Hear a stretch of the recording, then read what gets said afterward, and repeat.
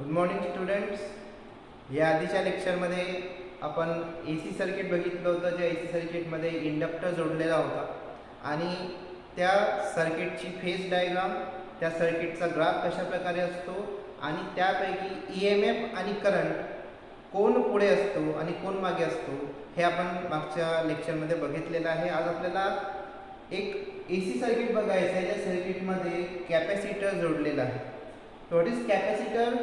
Capacitor is arrangement of two plates separated by a finite distance. अशा प्रकारचं जे arrangement असते त्या अरेंजमेंटला आपण कॅपॅसिटर असं म्हणतो. जेव्हा या कॅपॅसिटरला AC सोर्स लावला जातो, when AC source is connected to the capacitor, then what happen, तेव्हा काय होते ते आपल्याला आता बघायचं आहे. ठीक आहे. आता काय होणार बघा, ही जी AC सायकल आहे, या AC सायकलमध्ये पॉझिटिव्ह आणि निगेटिव्ह ह्या अल्टरनेटिव्ह सायकल तयार झालेल्या असतात किंवा तयार होत असतात. पॉझिटिव्ह सायकल आणि तेव्हा होते निगेटिव्ह सायकल. परत याच्यामध्ये पॉझिटिव्ह सायकल येते. अशा प्रकारे पॉझिटिव्ह आणि निगेटिव्ह सायकल ह्या अल्टरनेटली त्याच्यामध्ये फॉर्म होत राहतात, तयार होत राहतात.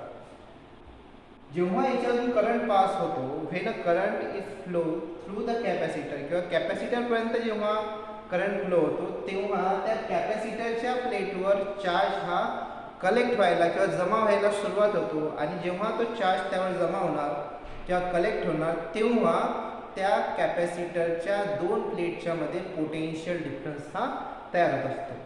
फॉर एक्झाम्पल, या ठिकाणी दोन प्लेट्स आपण दाखवलेले आहेत. जेव्हा या कॅपॅसिटरमधून करंट पास होतो, करंट पास झाल्यानंतर त्याच्या प्लेटवर चार्जेस हे जमा व्हायला सुरुवात होते आणि जेव्हा ते चार्जेस जमा होतात तेव्हा या दोन प्लेटमध्ये पोटेन्शियल डिफरन्स हा निर्माण होत असतो. मग आता जर ही घटना किंवा ही प्रोसेस पॉझिटिव्ह सायकलमध्ये होऊन राहिलेली आहे, तर निगेटिव्ह सायकलमध्ये त्याच्या अगदी अपोजिट केस या ठिकाणी निर्माण होत असते. म्हणून आपण असं म्हणू शकतो की जेव्हा एखाद्या कॅपॅसिटरला AC सोर्स लावलेला असतो, तेव्हा ते कॅपॅसिटर अल्टरनेटली चार्ज आणि डिस्चार्ज होत राहत असते. तर अशा प्रकारे एखाद्या कॅपॅसिटरमधून जर AC सोर्स किंवा AC करंट आपण पास केला तर त्याच्यामध्ये काय फरक पडतो हे आपल्याला माहीत पडलेलं आहे की त्याच्यामध्ये अल्टरनेटली तो कॅपॅसिटर चार्ज आणि डिस्चार्ज होत राहतो. आता याचं जे इक्वेशन आहे, याच्यामध्ये अल्टरनेटिंग EMF किती आहे, याच्यामध्ये अल्टरनेटिंग करंट किती पास होऊन राहिला आहे, ते इक्वेशन आपल्याला आता कळायचं आहे. सपोज की याच्यावरून करंट पास होऊन राहिलेला आहे आणि त्या करंट पास झाल्यामुळे याच्यावर चार्जेस जमा झालेले आहेत आणि त्या चार्ज जमा होण्यामुळे दोन प्लेट्समध्ये काहीतरी पोटेन्शियल डिफरन्स हा निर्माण झाला असेल. तर for example, suppose Q amount of charge is collected on the plates of the capacitor. कॅपॅसिटरच्या प्लेटवर Q इतका चार्ज जमा झालेला असेल आणि त्या कॅपॅसिटरची कॅपॅसिटी आहे ती C आहे. तर अशा वेळेस त्या दोन प्लेटमध्ये जो काही पोटेन्शियल डिफरन्स निर्माण झालेला आहे, तर पोटेन्शियल डिफरन्स किंवा आपण असं म्हणू शकतो की Q is equal to C multiplied by V, किंवा आपण असं म्हणू शकतो V is equal to Q divide by C. आपण अशा प्रकारे की हा V जो आहे, इस V is the potential difference between two plate. या दोन प्लेट मधला पोटेन्शियल डिफरन्स आहे, which is equal to Q divide by C, the amount of charge connected divide by the capacity. तर हे तर माहीत पडलं आपल्याला की Q is equal to CV असते किंवा V is equal to Q by C असते. परंतु या पोटेन्शियल डिफरन्सला आपण EMF, इलेक्ट्रोमोटिव्ह फोर्स म्हणून सुद्धा लिहू शकतो. तर अशा प्रकारे याला आपल्याला अशा प्रकारे सुद्धा लिहू शकतो की हा जो Q आहे, this Q is equal to C multiplied by E. म्हणजे हेच इक्वेशन आपण अशा प्रकारे लिहू शकतो. आपण काय रिप्लेस केलं आहे, आपण पोटेन्शियल डिफरन्स रिप्लेस केलेला आहे विथ द EMF. आता हे झाल्यानंतर आपल्याला हे माहिती आहे की आपण याला जो सोर्स लावलेला आहे EMFचा, तो सोर्स कसा आहे, तो अल्टरनेटिंग सोर्स आहे. आणि अल्टरनेटिंग सोर्सचा जो EMF आहे तो EMF असतो E is equal to E0 sin omega. त्याच्यामुळे आपण इथे लिहू शकतो की हा जो Q आहे, this Q is equal to C into E0 into sin omega. आता हा चार्ज मिळाला आपल्याला, परंतु जर आपल्याला करंट काढायचा असेल तर हा करंट कशा प्रकारे काढणार, according to the definition of current this current I is equal to dq divided by dt which is equal to it is d dt time derivative of c E0 sin omega t. आता याला जर आपण differentiate केलं तर तुमच्या हे लक्षात येणार आहे की c आणि E0 हे ज्या दोन्ही व्हॅल्यूज आहेत त्या दोन्ही व्हॅल्यू कॉन्स्टंट आहेत, त्यामुळे ते आपण डेरिव्हेटिव्ह साइनच्या बाहेर घेणार. ते c E0 आणि sin ओमेगा t चा जो डेरिव्हेटिव्ह येणार आहे तो येणार आहे cos ओमेगा t आणि मल्टिप्लाइड बाय ओमेगा t त्याचा येणार आहे ओमेगा. तुम्ही अशा प्रकारे याला लिहू शकता it is equal to omega into C into E0 into cos omega T. So आता हे जे आपण या ठिकाणी लिहिलेलं आहे याच्या बदली याला एक सबस्टिट्यूशन आपल्याला ठेवायचं आहे. ते अशा प्रकारचं आहे बघा, this is equal to I0 cos omega t. या ठिकाणी हा जो I0 आपण ठेवलेला आहे दिस I0 इज इक्वल टू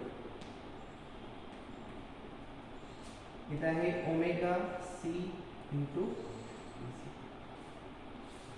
आता हा जो I0 ची किंमत या ठिकाणी दिलेली आहे this is nothing but the peak value of the current flowing to the capacitive circuit.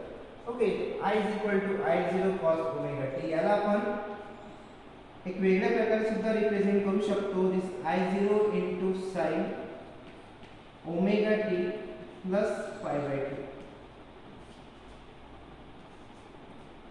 म्हणजे हा जो cos ओमेगा टी आहे this cos omega t can be written as, हा आपण असा प्रकार सुद्धा लिहू शकतो की sin omega T plus pi by 2. Okay, आता हे इक्वेशन आणि हे इक्वेशन या दोन्ही इक्वेशनला आपल्याला कंपेअर करायचं आहे. जेव्हा आपण या दोन्ही इक्वेशनला कंपेअर करणार तेव्हा तुमचं अशा लक्षात येणार आहे की हे पण साइनचं फंक्शन आहे EMF, हे पण साइनचं फंक्शन आहे, परंतु हा जो करंट आहे this current is lead this EMF, this current lead the EMF by a phase difference of pi by 2. म्हणून तुम्ही असं सुद्धा लिहू शकता in the capacitive circuit, in the capacitive circuit current lead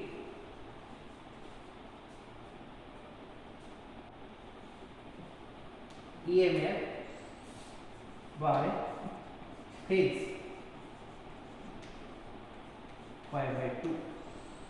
म्हणजे करंट हा EMF पेक्षा पुढे असतो पाय बाय 2 इतक्या रेडियनला असं आपण लिहू शकतो. किंवा और we can also write EMF lags behind current by pi by 2 radian.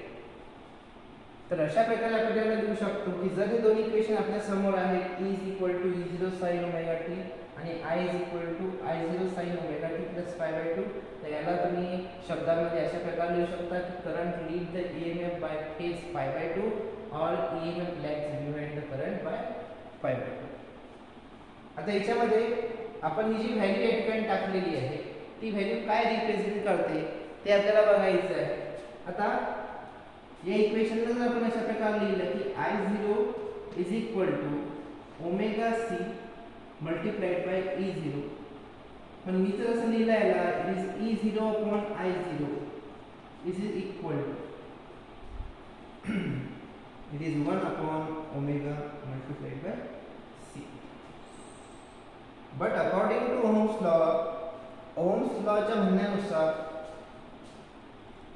हा जो रेजिस्टन्स आहे this resistance it is the ratio of E upon I.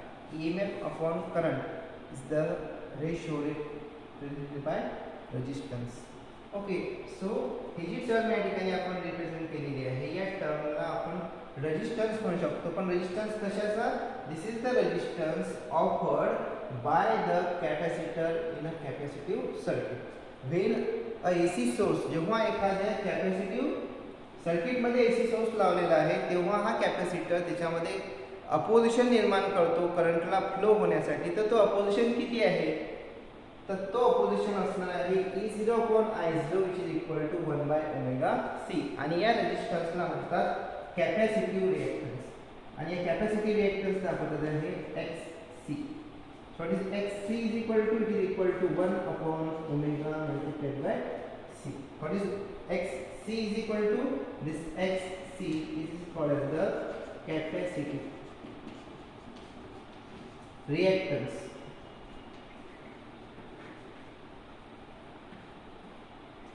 Okay, so this is the capacitive reactance. Now what is omega is equal to, this XC is equal to 1 upon 2 pi f multiplied by c.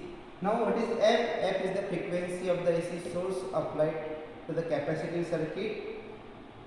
आता जसं equation लिहिलेलं आहे त्या equation नुसार हा जो capacitive reactance आहे, this capacitive reactance is inversely proportional to F. Means F ची व्हॅल्यू जितकी कमी असणार, एफ ची व्हॅल्यू जितकी कमी असणार ती एक्स सी ची जी व्हॅल्यू आहे ती व्हॅल्यू जास्त असणार आणि जितकी कमी याची व्हॅल्यू जास्त असणार आहे याची व्हॅल्यू कमी असेल. याचा अर्थ की जेव्हा आपण डीसीचा विचार करणार तर डीसी मध्ये जी फ्रिक्वेन्सी राहते ती फ्रिक्वेन्सी 0 राहते, म्हणजे कमी राहते आणि ती कमी राहते. याचा अर्थ त्याच्यामध्ये जो कॅपॅसिटिव्ह रिएक्टन्स आहे तो कॅपॅसिटिव्ह रिएक्टन्स हा खूप जास्त राहतो आणि त्याच्यामुळे आपण असं म्हणू शकतो की जेव्हा एखाद्या कॅपॅसिटिव्ह सर्किटला आपण एसी सोर्स जोडणार तर तो त्याला ब्लॉक करतो. याचा अर्थ त्यातला जो करंट आहे त्या करंटची व्हॅल्यू हे एकदम शून्य होऊन जाते. तर अशा प्रकारे कॅपॅसिटिव्ह रिएक्टन्स किंवा कॅपॅसिटिव्ह रिएक्टन्स काय असते हे आपण बघितलेलं आहे.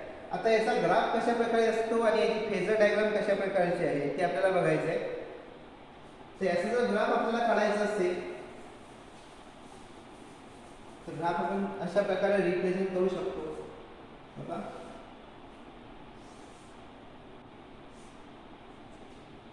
आहे ओमेगा टी आणि EMF. तर EMF तुम्हाला नेहमी लक्षात घ्या, जसं बुकमध्ये दाखवलेलं आहे तसं प्रकारे दाखवायचं नाही आहे. मी जसं सांगतो तशा प्रकारे तुम्ही जे करायचे आहे अशा प्रकारे तुम्ही जो ग्राफ काढला हा EMF चा ग्राफ आहे, लक्षात घ्या.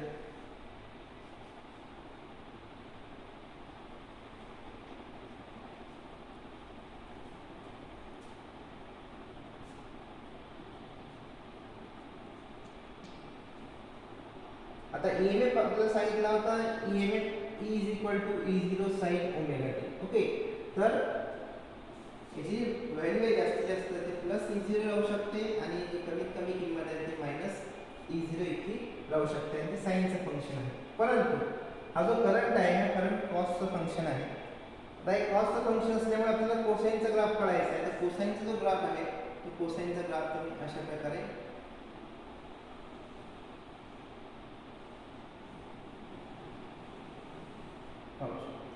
ठीक आहे ना.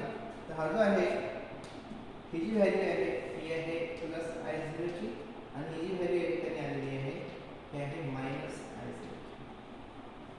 ठीक आहे. तर अशा प्रकारे करंट आणि EMF they have the phase difference equal to pi by 2. मग कोण पुढे असते तर याच्यामध्ये जो करंट आहे तो करंट EMF पेक्षा कसा राहतो, पाय बाय 2 इतक्या फेजनी पुढे राहतो, समोर राहतो, लीड करतो तो EMF. तर अशा प्रकारे तुम्ही त्याचा ग्राफ दाखवू शकता. जर फेजर डायग्राम याची दाखवायची असेल, फेजर डायग्राम याची जर दाखवायची असेल तर फेजर डायग्राम आपण अशा प्रकारे याला रिप्रेझेंट करू शकतो. बघा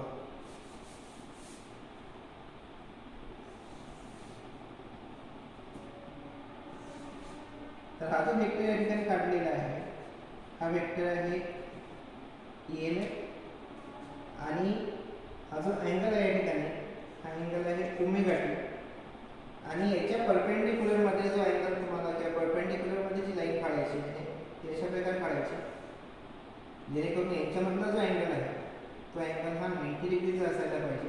हे EMF आहे तर ही जी व्हॅल्यू दाखवणार आहे ही करंटची व्हॅल्यू दाखवणार आहे आणि इथपासून इथपर्यंत तुम्हाला दाखवायचं आहे it is equal to I0 sin omega T plus pi by 2. ठीक आहे. अशा प्रकारे तुम्ही याला दाखवू शकता आणि ही व्हॅल्यू इथपासून इथपर्यंत दाखवायची आहे. याला म्हणायचं आहे E0 sin ओमेगा आणि हा जो अँगल आहे अँगल 90 डिग्रीचा आहे. याचा अर्थ असा आहे की हा जो करंट आहे this current is lead this EMF by and pi by 2 और वी कॅन ऑल्सो राईट आपण असं पण म्हणू शकतो की हा जो EMF आहे this EMF lags behind this current by pi by. तर अशा प्रकारे आज आपण कॅपॅसिटिव्ह सर्किट बघितलेलं आहे. ज्या कॅपॅसिटिव्ह सर्किटमध्ये कॅपॅसिटिव्ह सर्किट म्हणजे काय असते, त्याच्यामध्ये किती करंट फ्लो होतो, कॅपॅसिटिव्ह रिॲक्टन्स म्हणजे काय असतो, तो कसा फ्रिक्वेन्सीवर डिपेंड राहणार आहे, त्याचप्रमाणे ग्राफ आणि ही त्याची फेजर डायग्राम ह्यात आपण बघितलेलं आहे. याच्या पुढच्या भागामध्ये आपल्याला असं एक सर्किट बघायचं आहे ज्या सर्किटमध्ये रेजिस्टन्स, इंडक्टन्स आणि कॅपॅसिटन्स हे सिरीजमध्ये जोडलेले आहेत आणि त्यालाच आपण LCR सर्किट असं सुद्धा म्हणतो. तर हा जो भाग आहे, हा जो पोर्शन आहे, हा टॉपिक आहे, हा टॉपिक आपण पुढच्या लेक्चरमध्ये बघणार आहोत. So this is enough for today. Have a good day. Bye.